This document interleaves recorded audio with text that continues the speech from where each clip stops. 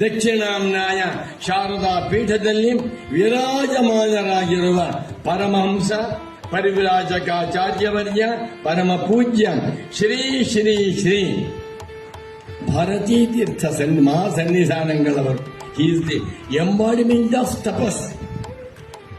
The very darshan of Jagadguru makes us free from all the sinful deeds.